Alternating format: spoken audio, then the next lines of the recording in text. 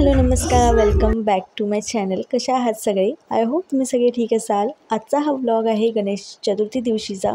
So त्यावेळेस काही wish करता आलं नाही. सो आज मी जो आहे व्लॉग जो आहे तुमच्याशी शेअर करते आहे. सो आजच मी तुम्हाला विश करते सगळ्यांना गणेश चतुर्थीच्या खूप साऱ्या शुभेच्छा.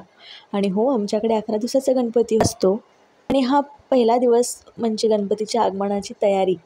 तर सकाळी लवकर उठणं झालं होतं, सडासमार्जन वगैरे झालं, रांगोळी वगैरे दारात टाकली गेली. यावेळेस काय कलरफुल अशी रांगोळी टाकली नाही, कारण पावसाचा जोर सुरूच आहे.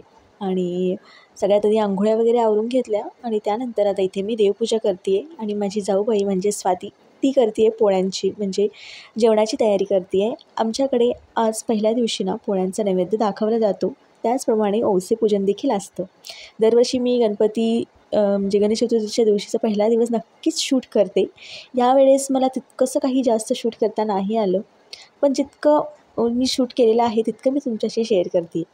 तर देवपूजा आवरली आणि आता मी स्वातीला मदत करते आहे. पोळ्यांचं जे कॉन्ट्रॅक्ट आहे म्हणजे पोळ्या बनवण्याचं काम जे आहे मोस्टली स्वातीकडेच असतं. मी फक्त भाजून घेते आणि बाकी मग भाजी वगैरे काही असेल ते मी बनवते.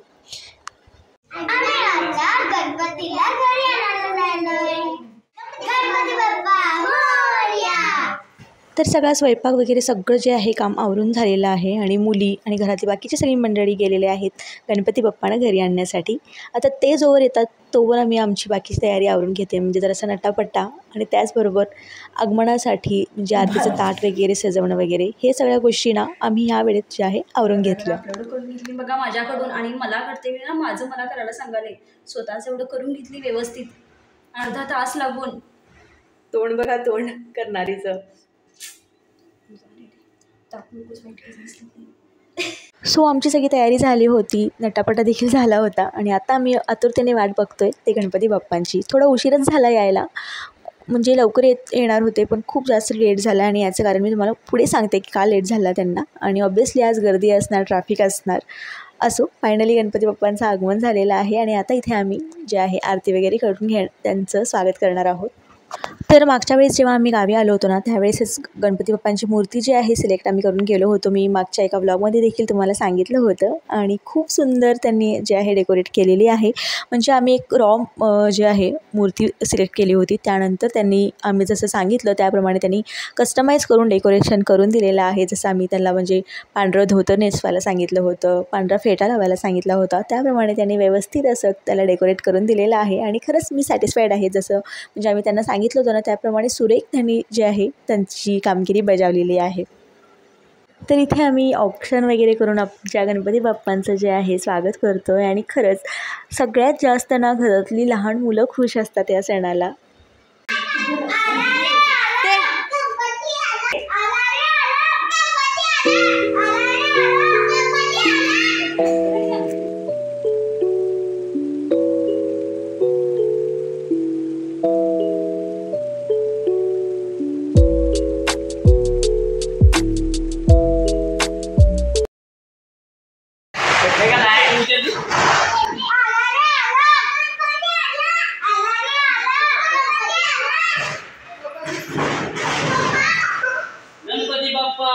तर खरंच खूप सुरेख अशी मूर्ती दिसते आणि तुम्हाला आमची मूर्ती गणपती बाप्पांची कशी वाटली हे मला कमेंटमध्ये नक्की सांगायचं आहे. आणि हो, मी मगाशी तुम्हाला म्हटले की गणपती बाप्पाला आणायला गेले होते पण बराच वेळ आले नव्हते. याचं कारण हेच की गणपती बाप्पांच्या पायाशी ठेवण्यासाठी ना चांदीची नाणी घ्यायची होती सासूबाईंना. सो बराच वेळ जो आहे ज्वेलरी शॉपमध्ये त्यांचा गेला आणि त्यामुळेच त्यांना लेट झाला. ऑब्व्हियसली आज सणवार असल्यामुळे रश असणार आणि 2-3 जी मेन दुकानं होती ती बंद होती. सो त्यांना ते सर्च करून घेण्यामध्ये थोडासा लेट झाला. त्यामुळे दुसरे कपडे घालू. थांबा, आरती होऊ देत मग चेंज करा. तर मगाशी मी तुम्हाला सांगितल्याप्रमाणे आमच्या इकडे ना गणपतीच्या पहिल्या दिवशीच जे आहे गणेश चतुर्थीच्या पहिल्याच दिवशी जे आहे ओवसे पूजन केलं जातं. आता बऱ्याचशा ठिकाणी ना गौरी पूजनानंतर जे आहे ओवसे पूजन केलं जातं, पण आमच्या इकडे पहिल्याच दिवशी असतं आणि पोळीचा नैवेद्य देखील पहिल्याच दिवशी असतो.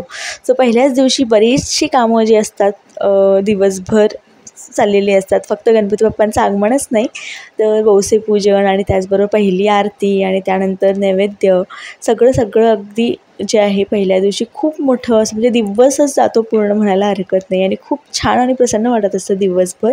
आता सकाळी 10 साडे 10 वाजता सगळं जेवण वगैरे नैवेद्य वगैरे झालं होतं. पण आता आमची पहिली आरती जी होती आहे ती जवळजवळ 5च्या सुमारास होती आहे आणि त्यानंतर आम्ही सगळं आवरून 6:30च्या सुमारास जे आहे नैवेद्य म्हणजे सॉरी उपवास जो असतो आमचा सोडला होता. कारण वौशीपूजन दिवशी आम्हा सुवासिनींना जे आहे उपवास धरावा लागतो.